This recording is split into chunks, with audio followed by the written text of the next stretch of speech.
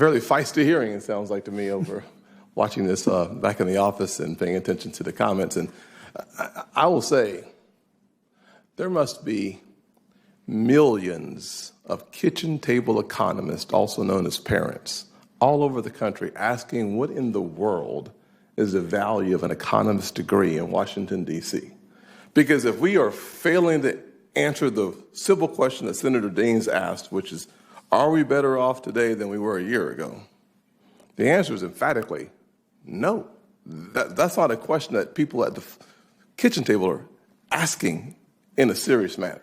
When you ask yourself if the average person in this country, whether inflation was better this month than wages, the cumulative effect of inflation in an average household in the country, when your gas prices are up 40% and your utilities are up 20%, the answer is no. If you have had a 4% increase in your wages and a 7% increase in inflation, the bottom line is that your spending power is down, not up. If, in fact, you can look at inflation as an additional tax on those folks with fixed incomes, are they better off? The answer is no. This is not a hard question to even dig into. This is a simple question that is clear. When your food is higher and your clothing is higher and your utilities are higher and your gas is higher, to suggest that we are anything other than worse off this year than we were last year, you don't even have to believe me. Ask the president's approval ratings, the lowest ever. Why? It's because the average American family is suffering through an incredible crisis that they don't have to hear what you are saying. They can see with their own eyes the disappearing dollars in their accounts. This is not hard to see. This is easy to see. What we should be asking ourselves is, how do we make it better? Not pretending as if it's not bad. It's really bad and getting worse. When you're at a 40-year high in inflation, this is not something that the average person says, I don't really understand what inflation is anymore. They don't even ask the question, what is the definition of transitory? Because this is not transitory.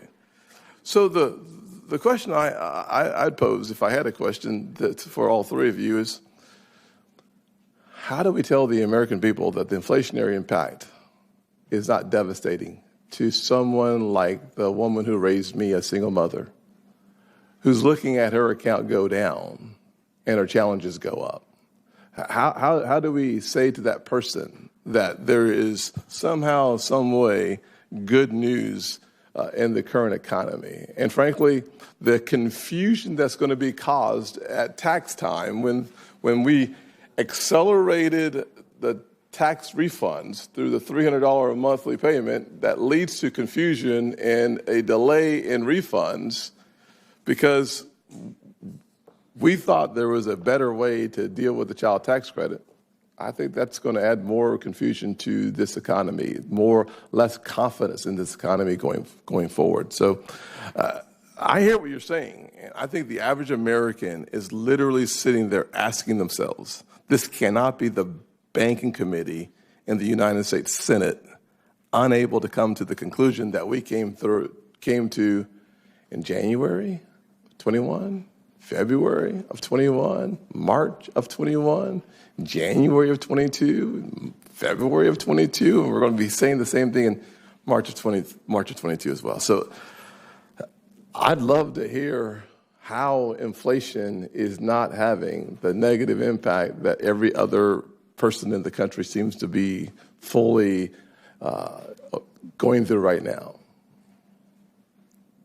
Well, Senator Scott, look, we understand, the president understands your kitchen table economics and what people are concerned around the table. Part of the challenge is we are in we hope, only 100-year pandemic. We've been living with this for 2 years. In this country, we've had 900,000 deaths. The cases, we are still living with this pandemic.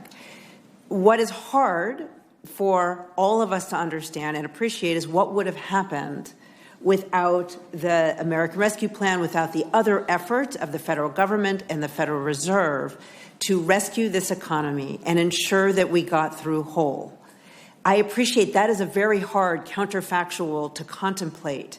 I am not saying that we are exactly where we want to be, but as we have highlighted, we have had the strongest recovery, on record. We are doing better than our peers. Unemployment has fallen dramatically. I would remind the kitchen table, the kitchen table economists, that when the president took office, the economy was almost 9.5 million jobs short of where it was when the pandemic started. And we've recovered almost all of those jobs. So now we have people who want a job can get a job. That unemployment has fallen more quickly than it ever has in a recovery. And so while we have challenges, there is no doubt. And the president is focused on doing what he can in the short term to try to ease supply challenges, to nominate the Federal Reserve nominees. And Senator Toomey, I won't say anything more about that. But we know that we need to get inflation under control. There is no question about it. I think that the number one way that the president needs to be focused on, and we all need to be focused on, is getting this pandemic under control. Thank you, because this is all driven by the pandemic.